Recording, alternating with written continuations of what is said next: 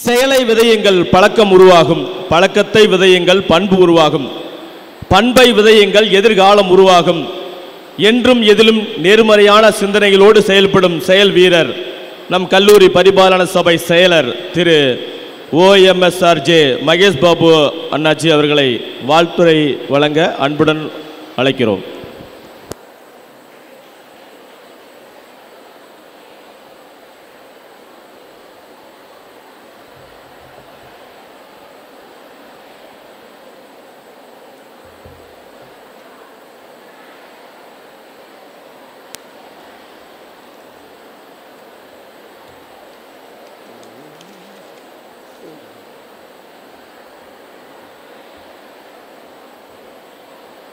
Virudhunagar Hindu Nadar Senthikumar Nadar college founders day வந்து சிறப்பித்து கொண்டிருக்கும் திரு KSS AM இளங்கோ மற்றும் ஒரு துணைவியார் அனிதா இளங்கோ, கல்லூரி புரவலர் குடும்பத்தினர்கள், கல்லூரி தலைவர், கல்லூரி உபத்தலைவர்கள், கல்லூரி பொருளாளர்,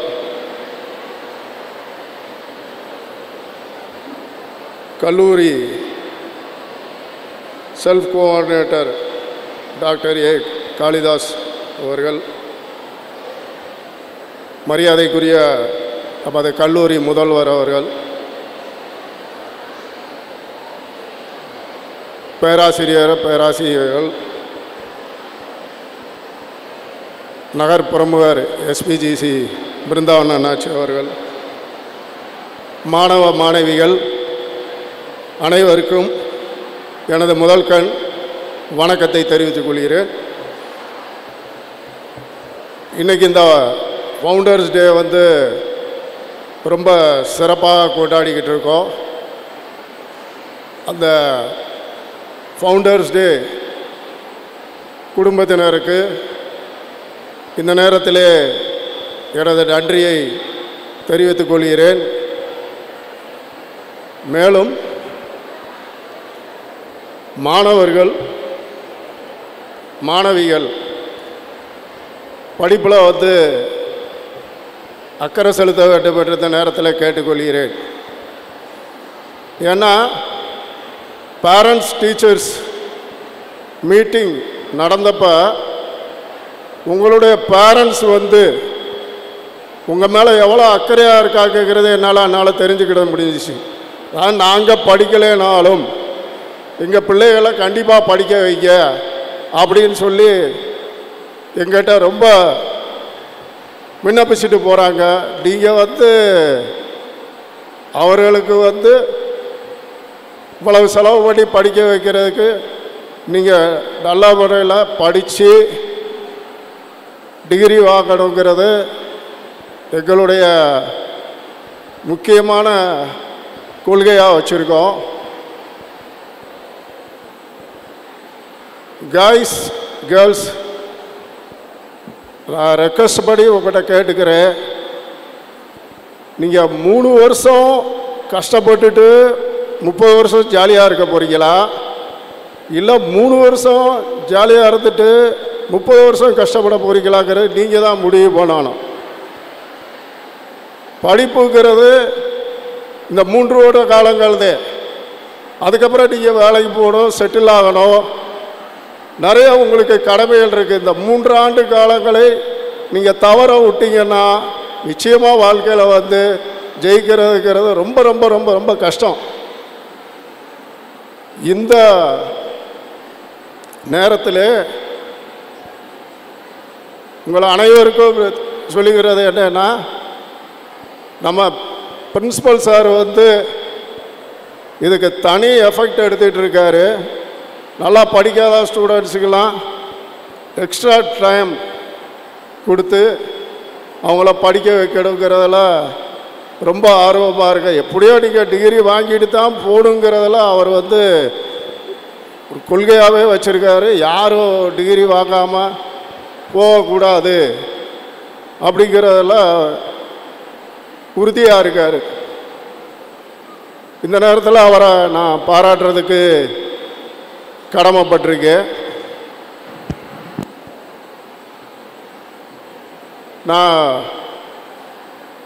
என்னுடைய உரையை முடிப்பதற்கு முன்னாடி ஒரு சின்ன கதை ஒன்று சொல்லிவிட்டு என் உரையை முடிக்கலான்னு நினைக்கிறேன். ஒரு காட்டுவாசி கிராமத்துக்குள்ளே வழி தெரியாமல் வந்துட்டார். வந்தவுடனே அவருக்கு ரொம்ப பசி, என்ன செய்கிறதே தெரில. அப்போ ஒரு நிலத்தில் சக்கரவள்ளி கிழங்கு பயிரிட்டுருக்காங்க. அதை பசிக்கு சாப்பிட்டார். அப்போ அந்த நிலத்துக்காரன் இவன் நம்ம நிலத்தில் திருடிட்டான்னு சொல்லி அவனை கட்டி வச்சு போலீஸில் கம்ப்ளைண்ட் கொடுக்குறாப்புல. போலீஸும் அரெஸ்ட் பண்ணி கோர்ட்டில் போய் நிறுத்துகிறாங்க. அப்போது அந்த ஆதிவாசி பேசுகிற லாங்குவேஜ் யாருக்குமே அங்கே புரியலை. என்ன செய்கிறது அப்படின்னு சொல்லிட்டு தெரிகிறப்ப அப்போது காலேஜ் ப்ரொஃபஸரை ஒருத்தரை, அந்த மொழி தெரிஞ்ச ப்ரொஃபஸரை நீதிமன்றத்துக்கு கூப்பிட்டு வர்றாங்க. அப்போ அந்த நீதிமன்றத்தில் அவர் அவன் லாங்குவேஜ்லே கேட்குறாரு, உன் பேர் என்ன, அவன் எல்லாமே சொல்கிறான். நீ எதுக்காண்டி இந்த மாதிரி நான் வழி தெரியாமல் டவுனுக்குள்ளே கிராமத்துக்குள்ளே வந்துட்டேன். வந்த இடத்துல இந்த மாதிரி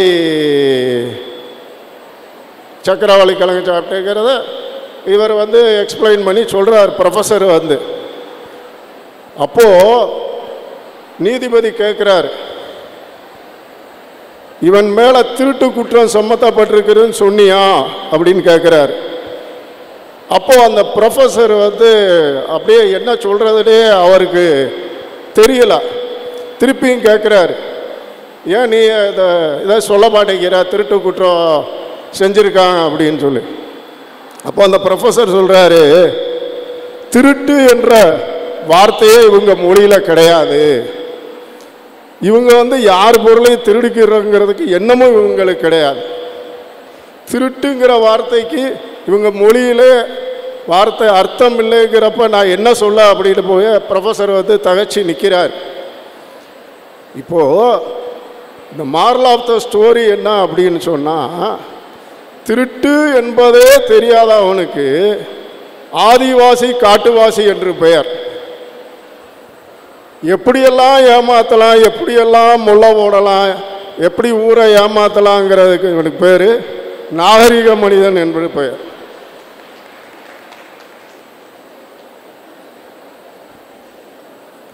திருடனாய் பார்த்து திருந்தாவிட்டால் திருட்டை ஒழிக்க முடியாதுங்கிற ஒரு வாசகம் உண்டு.